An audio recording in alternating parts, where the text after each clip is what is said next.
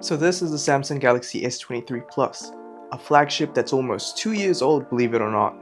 And today, we're going to find out if this flagship of the past is worth picking up in 2024. So let's get into it.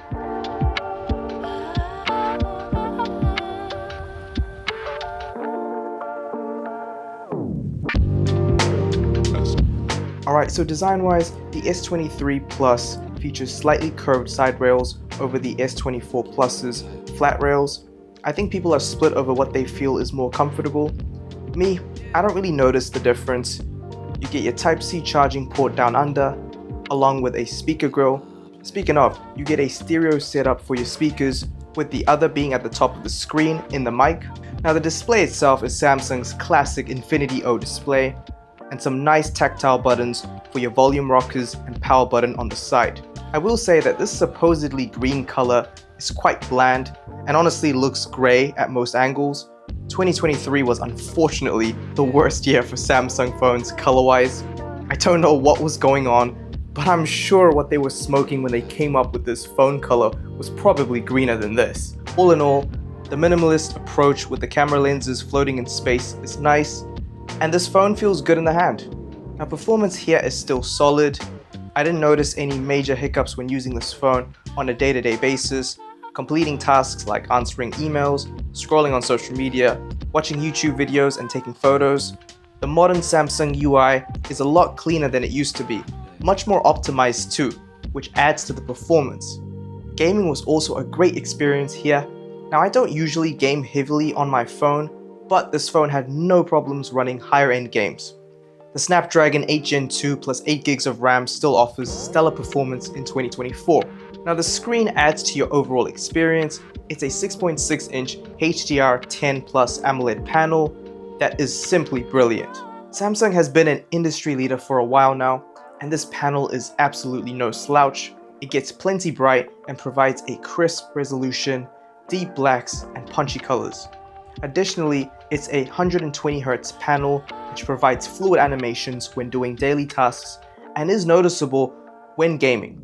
A+ here for Samsung. Moving on to the camera system, you get a triple camera system out the back. You get a 50MP f1.8 wide, a 10MP f2.4 telephoto, and a 12MP f2.2 ultra wide. Up front you get a 12MP f2.2 wide lens, and it does feature HDR10 Plus. Now photos taken on the 23 Plus are really well detailed with good dynamic range and contrast.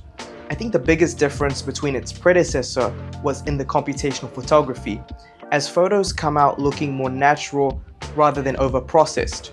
Speaking of, the computational photography performs well in good lighting and allows for some great shots to be taken in a variety of different scenarios. I think the triple camera setup allows for a great deal of versatility and is still fantastic in 2024. Low-light photography is equally impressive, as the photo processing in conjunction with the primary 50MP sensor yields great results, even in extremely poor lighting conditions.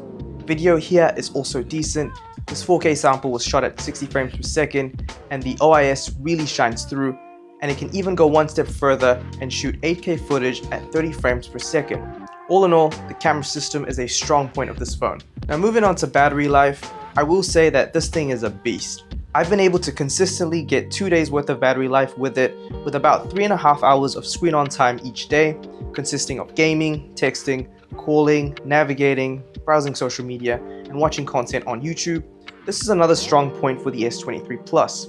Now the speaker quality is good, nothing groundbreaking. It is running a hybrid stereo speaker setup, which consists of a combination of bottom-firing speakers and speakers in the earpiece itself. You can't really expect much here, as the speakers in the earpiece barely have an echo chamber to work with. It does get adequately loud, however. Here's a sample.